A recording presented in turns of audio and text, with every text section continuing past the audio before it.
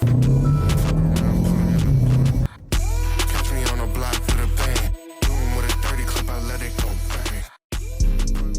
what's going on, boys? Charney here with another video, and today I'm going to be giving you guys the 5-minute entry model that I have used that literally has got me 200K funded at 18 years old. I'll show the proof, and it's been a journey. It's definitely been a journey, but I would be lying to you if I said it was easy. It took a very long time. Again, I've stated this in a couple other videos. I started when I was 15, and I'm 18 now. I turn 19 next month. 15, obviously I wasn't that consistent by any means, right? I was only 15 years old, but that is when I first got into it. And yeah, it's been a journey, right? I mean, if I was taught by better mentors in the space, I definitely would have saved myself a lot of time to at least get here. But again, if I didn't go through those experiences and I didn't get taught poorly and I didn't get taught the wrong concepts as well, I wouldn't know what works and I wouldn't know what doesn't work, okay? So I'm very thankful that I went through that, because now I've gained the experience and I've gained the knowledge to actually teach others of, hey, I've tried this doesn't work, I think you should do this instead, right? So, you know, I'm grateful for it. God will put you through those things to give you lessons, right? But yeah, I blew, you know, loads of accounts. It's been a journey, but we started seeing consistency. You know, we passed accounts, and these aren't accounts that take 2 or 3% and you're passed, right? They're not like your futures accounts. These are Alpha Capital Group, 2-step accounts, you know, 15% needed to pass all of this stuff. Traded them, you know, professionally. I didn't really over leverage, nothing like that. But yeah, here we are. I'm super thankful for it, and now I'm going to share to you guys the 5-minute entry model that I use, right? So this is just the entry model, okay? It's the entry model. If it's not used correctly within the right, you know, market context, then it's going to perform poorly. And in my opinion, you're not going to find consistency with it. But I'm going to show you guys the 5-minute entry model that is very simple. Anyone can kind of understand. I'm going to give you guys the entry candles to use, time frames to use, pairs I trade. I'm going to show you 4 or 5 examples that I have taken these trades on. And yeah, without more being said, I'm going to jump right into it. All right, boys, here we are just on a blank screen, okay? So I'm going to give you guys the simplest breakdown as I possibly can, okay? So I trade this strategy on the 5-minute time frame and also on the 30-minute time frame. Now keep in mind, 30-minute time frame I don't trade as much, okay? The 30-minute time frame will sprinkle in a couple, you know, banger setups throughout the year. And sometimes, you know, if you're lucky, maybe two in a month, 2 or 3 in a month, if you really hit a good, you know, really hit a good month. But it'll print some bangers throughout the year. So I keep it there. I like to watch it. I like to look for my A+ setups, but it's not, you know, like hands down, that's how I trade, right? The 5-minute paired with the 30-minute, in my opinion, is really, really good, because the 5-minute time frame, you're getting, you know, a lot more positions pop up, right? As of recently, with the whole US and Iran war, markets have been very volatile and uncertain with the constant Trump tweets and constant stuff going on. So obviously it's been a lot drier, right? It's been like that for any strategy, but the 5-minute time frame is going to produce, you know, a lot more setups, and then it's nice to have that 30-minute time frame in the back end to consistently trade that as well. So without, you know, any more information here, if I just simply dumb it down, right, for you guys, for this entry model, okay, let's just draw markets trending, right? Markets are trending in an intended direction, right? Let's just say we're trending bullish, right? This is what you see in the 5-minute time frame, okay? Cool, we're trending bullish, right? Well, sooner or later, right, price will algorithmically come down and sweep out liquidity, okay? Which liquidity can be a low, okay? Liquidity can be consolidation. It can be multiple different things, right? Mainly it's considered just a higher low, okay? We want to see price take out this previous high. But when we have this higher low right here, we consider that liquidity, right? So what we want to see is we want to see price come down and actually take that liquidity, okay? So when price comes down and takes that liquidity, what are we watching to the left? Well, we're just watching a simple demand zone, okay? And I'll get into how to draw specific these demand zones, the entry candles, all that stuff, right? But long story short, we look for a demand zone, right? So when we have our demand zone with our level of liquidity, price comes down, we want to see a clean sweep of that liquidity, okay? And we want to see price tap into this demand zone that we will draw from one of these candles over here where buying pressure previously came in, right? And we'll draw out this demand zone. Again, guys, I will show you examples here, but we'll draw out this demand zone, and when we get a valid entry candle, which, you know, you want to see, you know, price react cleanly from the demand zone, lots of buying volume if, you know, you're trading a bullish trade. And when you get that, you're essentially just taking that position and letting the trade ride out, okay? So essentially all you're doing is when price is trending up like this, algorithmically, we will come down and sweep liquidity to put orders into the market so then we can continue in its overall intended direction. So when we come down and take liquidity like this, right, and sweep it, and then we get a tap into a demand zone, well, you know, now we just took liquidity in the opposite side direction, so then we can continue its overall trend. That's why it's important to make sure you're trending overall, right? Because this is definitely a continuation type of entry model for sure, right? So that's the entry model, guys. It's very simple, but if it's not used correctly, then it's not going to be very simple. If I just, you know, tell you straight up, if you're not using it in the right market context and stuff like that, then it's not going to work the best realistically, right? And that's like that with every single entry model. So again, that's the core understanding of it, okay? Let me fix my things because I was giving you guys an example. You'll see here in a second. So that's kind of the core understanding of it. We want to see, you know, all it is you're trading supply and demand, except you want to see liquidity sweeps in front of them, okay? And then to narrow it down even more, you want to make sure your market context is all in line, okay? And I'll get into that in a second. So that's the entry model. That's the core understanding of it. It's a liquidity sweep, tap into a demand, right? We seek opposite side liquidity to continue its overall trend, right? That's the core understanding of it, okay? So let's go, first of all, to our demand zones, okay? So first of all, when price is trending, okay, and we're taking a demand zone, okay, that means internally price will be, you know, trending down like this, and we'll have our demand zone, which will be 2 candles, right? And price will continue up, right? So that was pretty bad drawing, but you guys get the point. This is how you normally draw out a demand zone. I will show you guys chart examples in a second. You normally draw out demand zones like this, right? This is how you normally draw it out, right? From this candle, okay? From the top of this candle wick to the bottom of this candle wick.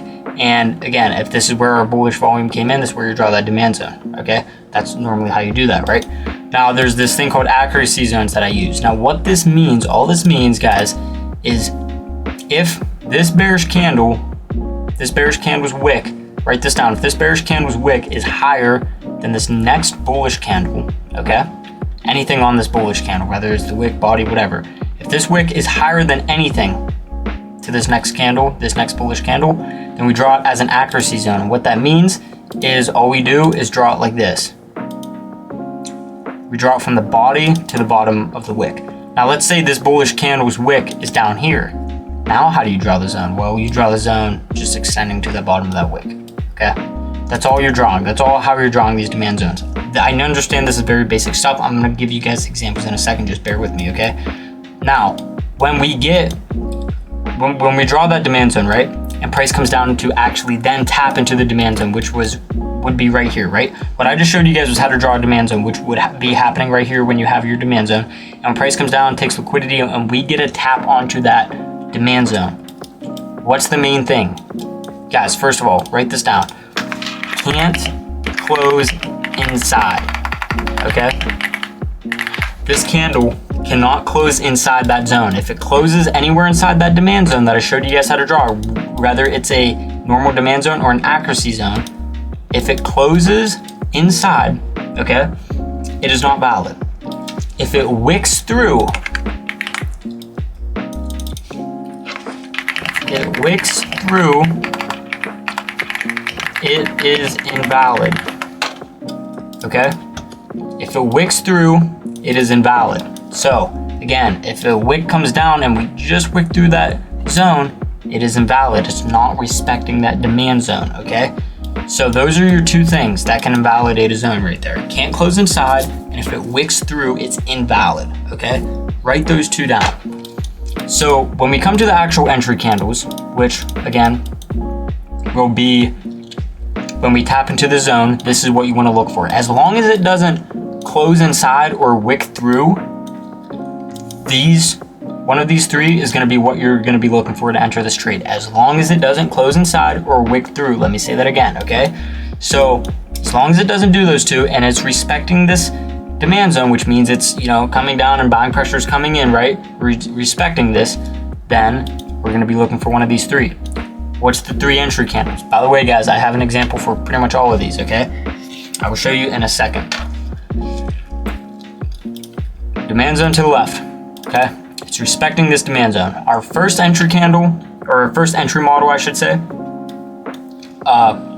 with these candles, the first one, which is gonna be the most common, is going to be your candle close, okay? Your candle close entry is just your first, write this down, it's your first bullish close after tapping a demand zone, okay? First bullish close after tapping demand, okay?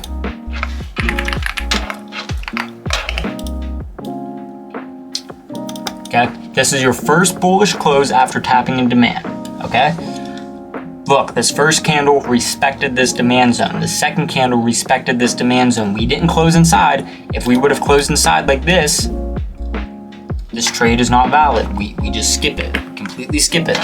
But notice how there are only wicks into the zone. There's no candle closes into the zone. First bullish candle that closes after it taps. It could be this candle as well. If this candle comes down and taps and we close bullish, which is this blue color right here, right? That is fine to enter as well. It's all of this is the candle close. It's the first bullish candle that closes bullish after we tap, okay? Now the second entry model, which I'm gonna show you guys as well. This is called the break of candle, okay? Same thing. Say we have a demand zone. Price comes down, first candle, you know, just taps, whatever.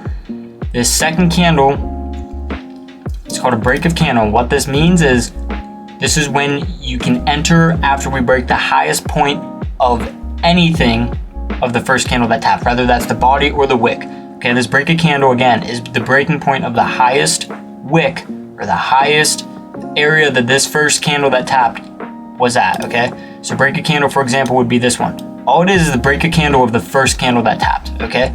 Again, first candle taps, demand zone, you know, buying pressure starts coming in. You can enter after we break that previous candle, break of candle, okay? We break that candle's high, you can enter, okay? That's your entry point right there, okay? Now the third one, which is the least common, okay, is flip.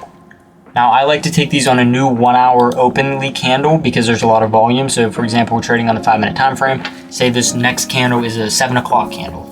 Well, hourly candles bring in a lot of volume, okay? So a lot of times we can put in stronger wicks and stronger rejections.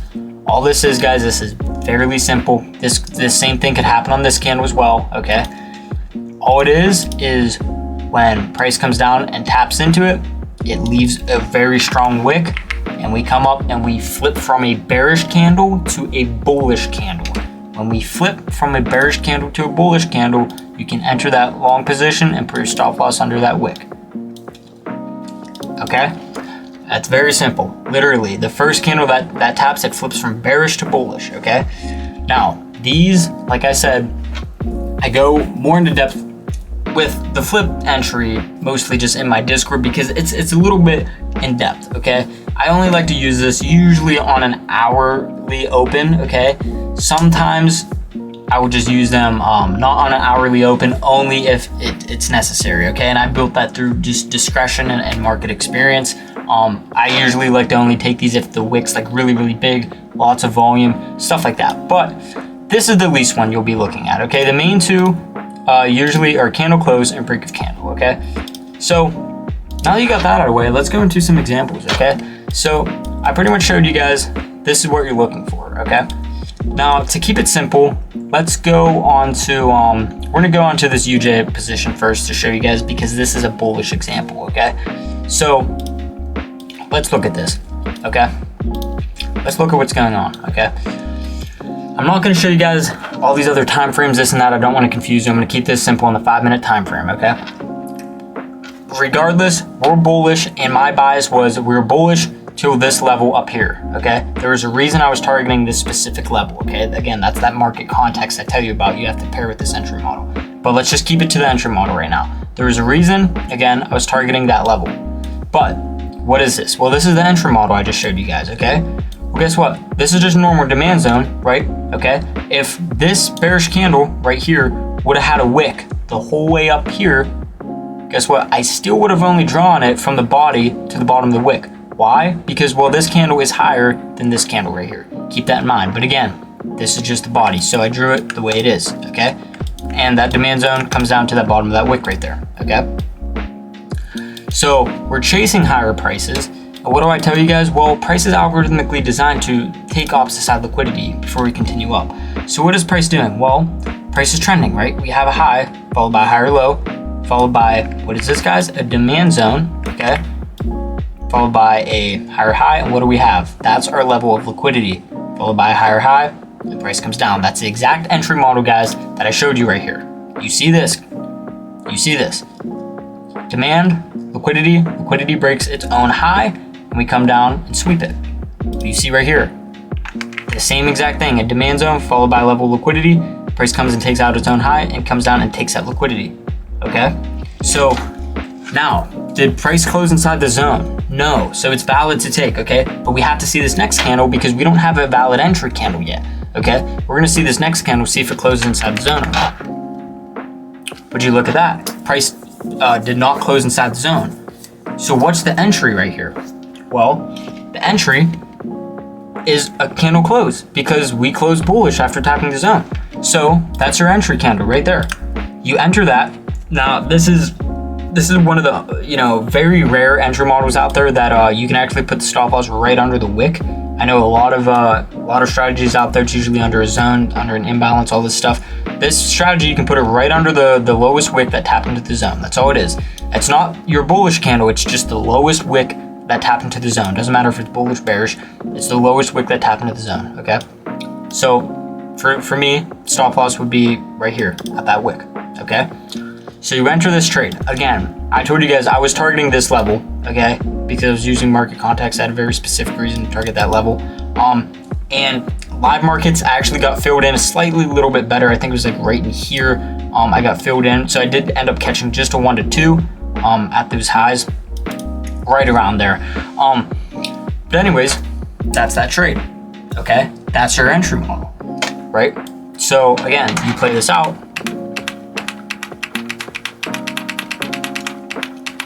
And price goes and takes a new high because we're bullish, but internally we're seeking opposite side liquidity to then continue up. So we're again catching that, that seeking of that opposite side liquidity. We're catching that internally on that 5-minute trend. And again, market goes and takes these highs. Okay, so again, I was targeting there only for a specific reason. Some trades I target a 1 to 4, some trades I target a 1 to 3. Usually it's in that 1 to 3, 1 to 4 range. I usually don't ever go under a 1 to 2. 1 to 2 is usually the lowest I'll be taking most of the times, right? Just around a 1 to 2. But yeah, my main ones are again 1 to 3s, 1 to 4s, and they semi differ due to market context, and that's why you have to learn that, because just this entry model alone, it'll get you a nice entry model into the market, right? And it'll get you to follow rules and kind of find more consistency of what to look for every day. But if you don't know what ones to take and what ones not to take, then it's really not going to be too much of a benefit. So again, this video is just for the market entry model, which is what I'm going over. Okay, so that's that trade. Okay, cool. That you guys should see this and be like, okay, this is fairly simple. This is like stupidly simple. It is realistically, the entry model is stupid simple.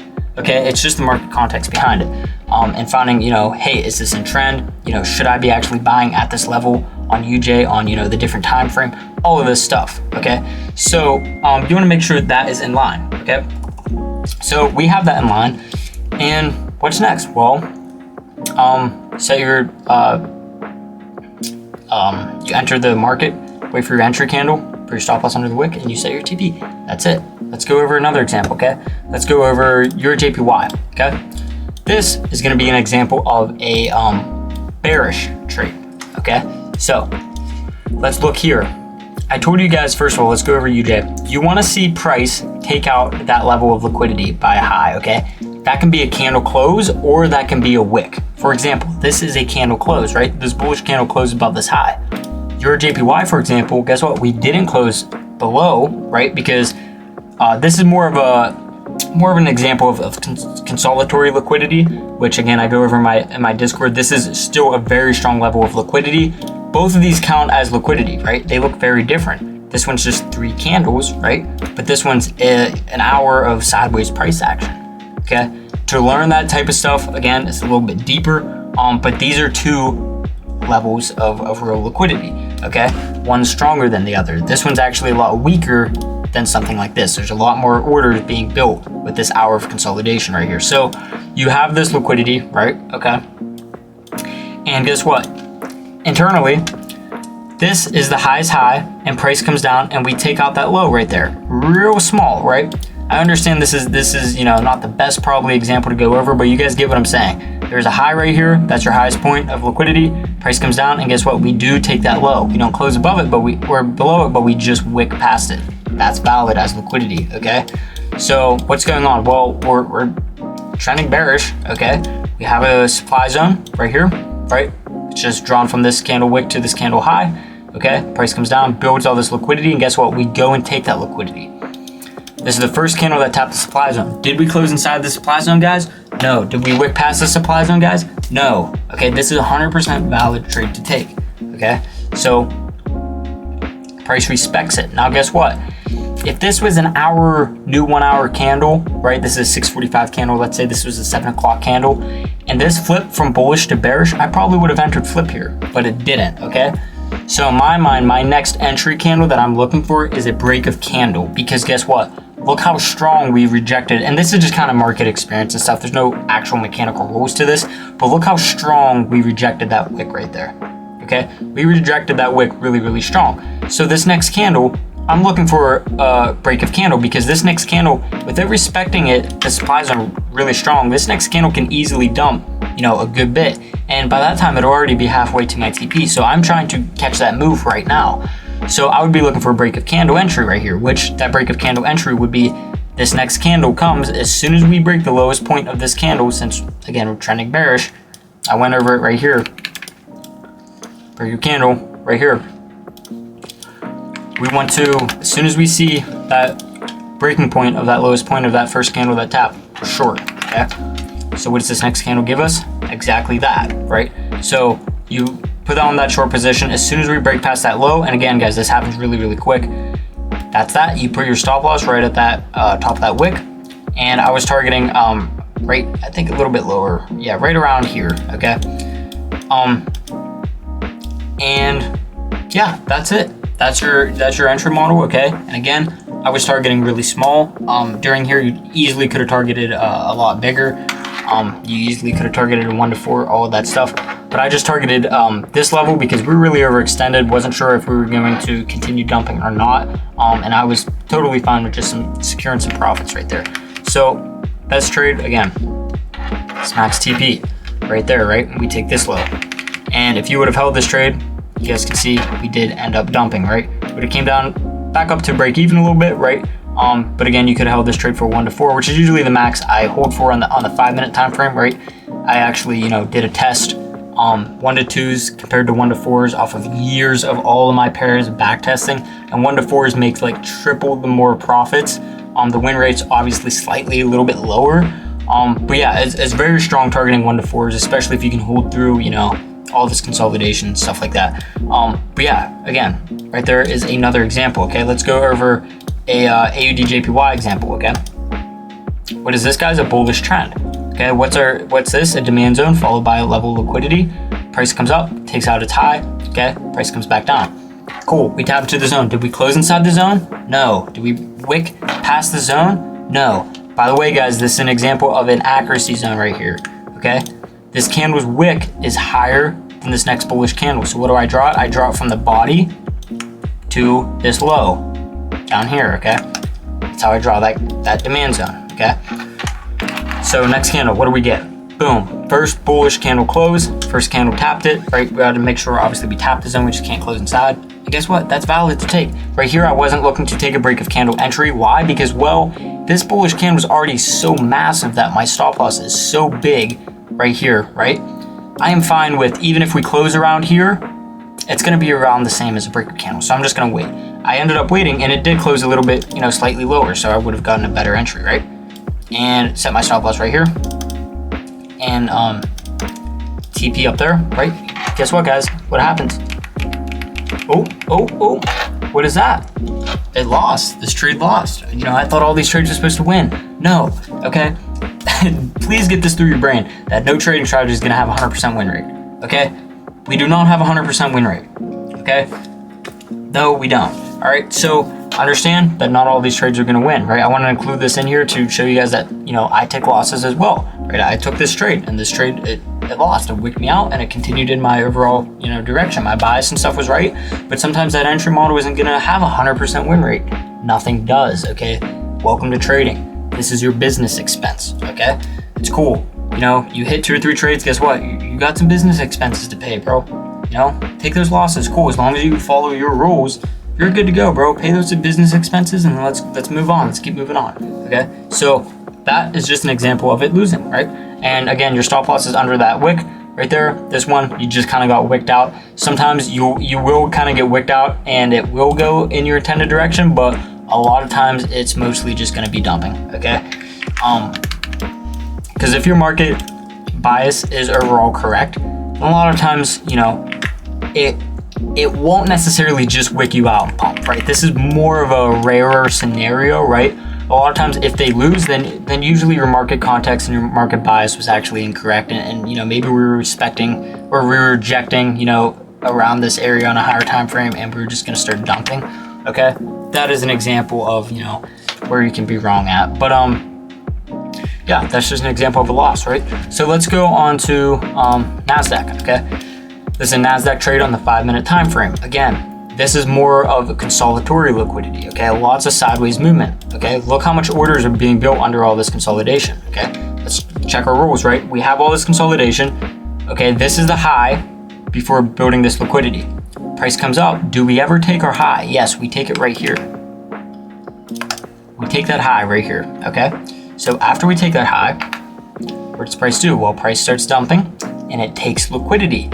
What is this? A demand zone. Now, guys, I know this is gonna get you confused. Hopefully, if you're really paying attention right now, you're gonna be like, wait a second, shouldn't this be a accuracy zone, right? Because this wick is higher than this candle. It should be, but something I forgot to mention at the beginning of the video, good thing if you stayed through, I don't use accuracy zones on NASDAQ, gold, or oil right now, okay? I only use accuracy zones on the rest and on Forex pairs, okay? So make sure of that. It reacts really strong on these demand zones that it's not worth using accuracy zones. I found that in my testing, okay? Don't ask why, I don't know, but that's just how it works. And it could be because they're indices, right? And they just got a lot more volume and they're reacting, a lot heavier just on these order blocks. 100% it could be that, right? But anyways, let's look. We have this respection of this demand zone, okay? What do we need now? Well, we need an entry candle. Let's see what this next candle throws at us. Would you look at that? Okay. Price opens right here. We put in a strong lower wick and price comes up and closes right here, but goes the whole way up to here. At this point in time, pretty sure, if I remember correctly, I did enter break of candle. I don't think I waited for candle close. I think I entered break of candle and stop loss would be right under your wick right there, okay?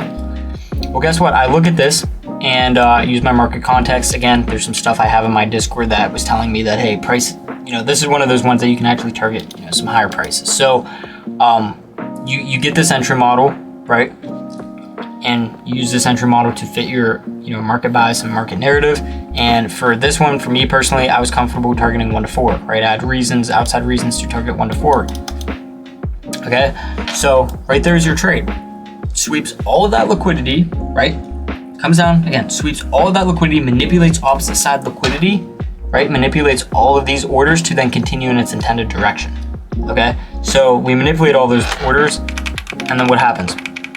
Well, we continue in our intended direction.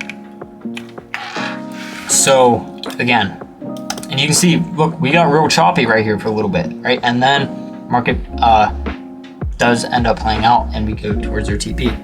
So that's that example, guys. And by the way, these are all on the 5-minute time frame. I have one more example I'm gonna show you guys, and this is on the 30-minute time frame, okay? And these were all in March and April. We're currently still in April, but these were just March of this year, so this was just a month ago. And my last example is this one. This is on the 30-minute time frame, guys, okay? Same thing playing out. You have to make sure your market narrative is right, obviously. On the 30-minute, it matters more on the higher time frames. And listen, it matters fundamentally, okay? It matters fundamentally. On the 5-minute time frame, it's mostly technicals that is building your market context, and then you throw that entry model in that I'm showing you guys right now. Build your market context, understand where we're chasing to, and then you can throw that entry model in, right? On the 30-minute time frame though, really make sure you're in trend and make sure your fundamentals are there. If GBP doesn't have a reason to pump against the Japanese yen, it's not going to, okay? Your technicals can get thrown right out the window, okay? That is why you need a really good software, okay? Where you can come over here and see these fundamentals, okay? See these on a table and get, AI summaries on why they're bullish and bearish. It'll take a second to load. But you guys get what I'm saying with this, okay? Anyways, I made sure all of that was in line, okay? I actually made a video before I entered this, put in the Discord and stuff, was like, hey, I'm entering this trade because of this reason, because of this reason, because of this reason, okay? Next candle, we get our entry candle. This is a candle close. Right here, stop loss right under this wick. And I personally, guys, I targeted right here because this is all I needed to pass some accounts, okay? Normally I will target these highs, okay? But I targeted right in this area, which is right actually where it initially reversed a little bit from. We consolidated overnight and then we ended up pumping to the highs. But this trade, for example, come up, right? And this is during swap hours and stuff right here, Asia session, right? With low volume, and then price ends up continuing and we end up pumping, okay, to that high. So this is just an example of the 30-minute time frame. Again, the 30-minute time frame, you really need to make sure your fundamentals are in line. The 5-minute time frame, it's mostly technicals. You don't need the fundamentals that much. But yeah, that's literally my entry model, guys.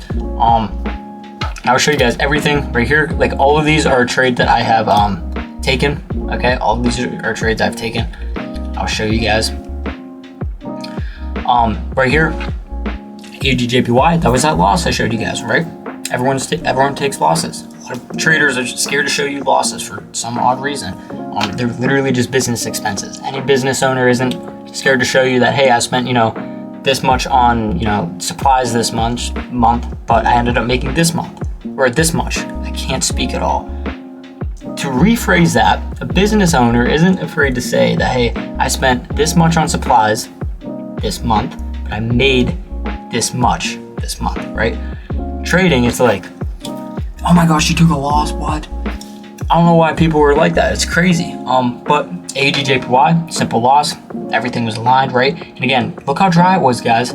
It's dry because of this war. It's not good market conditions right now. I'll be the first to admit that. But we're saying, with our high quality setups, and again, the concepts that I actually teach in my Discord that, eliminate and show you what trades to actually take and what trades not to take based off market context, market narrative, a bunch of other stuff. Maybe if we have real liquidity resting under here, then price is gonna go take that liquidity instead of reacting off this liquidity, right? It's stuff like that. It took me a really, really long time to learn it, and that's what found me consistency. That's what's in there, okay? So that's the only thing that's keeping me alive from burning all of these losses, because this entry model alone isn't gonna give you too much consistency. So I've been using that to skip all of these losses, right? Took one standard loss, that's standard, and then beautiful GJ position, 5% on this position. Yeah, we go to last month as well. Last month we had a 100% win rate, and literally wouldn't have a 100% win rate just using this entry model. That's the thing I want to give to you guys. This entry model is low-key goated and simple. It's just learning when to use it and when not to use it, right? For example, you're a JPY, okay? We're bearish, right? But I took this trade because, hey, I had other reasons showing me that, hey, we're gonna go take this level right here. I want to target just this level right here. Okay, that's why I set my TP right there. Or this could be, a bearish trade in the 5-minute time frame, and guess what? We could be, reacting from something on the higher time frame, right? And this could potentially reverse and continue bullish and chase higher prices, right? So then I'm not trying to use that 5-minute entry model right there, because my actual market context is showing me that's not a good idea. And it's not just supply and demand zones. It's a lot of stuff, okay? I just don't cover it on my YouTube, right? I keep that in a paid community. If you guys are interested in joining, I'll put the link in my description. But enough of that yapping. Going back to this March, 100% win rate month, which is kind of crazy, it's crazy. So again, that Euro JPY position I showed you guys, NQ position, UJ position. I took another UJ position I didn't show you guys. I took this gold position. This one, funny enough, it actually hit my TP. It just never got filled, and then it retraced. I just took it at break even. So if my TP would have got filled here, it would have been an insane month, like a 14% month. It would have been crazy. But yeah, we're floating through these dry periods, and we're being really picky with my setups. Again, the concepts that I'm using and stuff like that are allowing me to skip some of these entry models. But as far as the actual entry model, this is it, guys. This is literally the entry model. These are your entry candles. It's how you draw a demand zone and stuff. That's the entry model. That's the entry model. I've been trading this entry model. Actually, I'm just going to give you guys a little bit of a background here. I'll pull up my camera. So I've been trading this entry model for a very long time, but for about a year and a month, I would say, around that time, maybe a year and 2 months, I found no consistency with it. It was literally, I couldn't find any consistency with it at all. Again, that ties back into my main point at the beginning, is I was really taught by not the best mentors in the space. And again, if I would have had actual, better people that have, traded a bunch of other stuff and actually, shown proof of like what they're doing is actually working and stuff like that, not, hiding their results and this and that, I would have actually traded. I would have been a lot better position, a lot faster. That's what I'm trying to get at. But things happen, So I've been through those months of just using the actual entry model. And it works, right? You can hit some winning trades. It's just very inconsistent. You don't know when to use it. You don't know when to not to use it. All of that stuff. And then eventually, again, I started learning, kept learning, and built intuition, discretion over time as well. But I got some concepts that I use that help me give better market context, just what's going on overall. A lot of people are just too zoomed in on that 5-minute time frame. They see that entry model and they're like, cool, it's valid. Let's take it. That's not realistic. Okay, that's not realistic. You need to use a lot of other market context. So I pretty much wanted to get on here, give you guys that entry model. If you guys are interested, you can DM me on Instagram, comment on YouTube. If you guys are interested in joining a community that I'm telling you guys, I'm gonna make the best trading community ever. Mark my words right now. As cliche as that sounds, I can assure you guys, it'll take time for sure, but I'm gonna build a goated community, okay? If you guys are interested in doing that, I have probably 25-30 hours of lectures in there explaining market context, literally everything you need. Okay, from me going from literally red months every single month to consistent green months, and using these concepts paired with the entry model I just showed you guys. The entry model you got already. That was the entry model. Okay, all of the other context that you need to use and when to take that entry model, when not to take that entry model, that's all in there, because just that entry model alone, again, it's not going to give you consistency, unfortunately. As far as the pairs I trade, I didn't tell you guys that yet. I trade US 30. Okay, in case you guys want to mark this down. I trade US 30, NASDAQ Gold, USD JPY, Euro JPY, GBP JPY, AUD JPY, and oil. But I'm not trading oil right now because of the US and Iran war. It's very volatile with all this stuff that's going on. So oil is the only one I'm kind of not trading right now. Until that's over, oil is a great backtesting pair. I have, by the way, guys, I have this strategy backtested for years on end. I have NASDAQ actually backtested. I have years back in 2016, I have it backtested, which is really, really cool to see this entry model still play out the whole way back then, 10 years ago. But I got it tested on pretty much all of the pairs that I trade, obviously, for multiple years on the 5-minute time frame. But yeah, it's pretty sick to see. And I'm gonna be making more YouTube videos on that type of stuff, on the backtesting results. Monte Carlo simulator with TradeSafe. That software is absolutely goated as well. So I will be making videos about that. And yeah, just nonstop videos about this entry model and the strategy and stuff like that. And, you know, keep giving my weekly recaps on the trades I take and the trades, you know, I'm not taking, and stuff like that. But yeah, that's pretty much it, guys. This is the full breakdown of the entry model that got me 200K funded. And we're gonna keep on going. Payouts are gonna be rolling in soon, and we're gonna keep on, you know, stacking accounts, get accounts on future prop firms, as well. So yeah, super excited. Again, if you guys are interested to join up, mentor up, and learn everything I know, everything I use, that is literally, you know, skipping all of these low quality setups right now that are losing and preserving all of our capital. I have a crazy win rate this year. It's like 89%, which is absolutely absurd. But yeah, we're doing really good this year, and we're gonna continue to do so. So that's pretty much it for this video. If this helped you out, if you guys have any questions, or if you want maybe a YouTube video on something else that you want me to go over on the entry model, I can do that, okay? No problem. But yeah, that's pretty much it, boys, and thank you for watching. I'll catch you guys on the next one.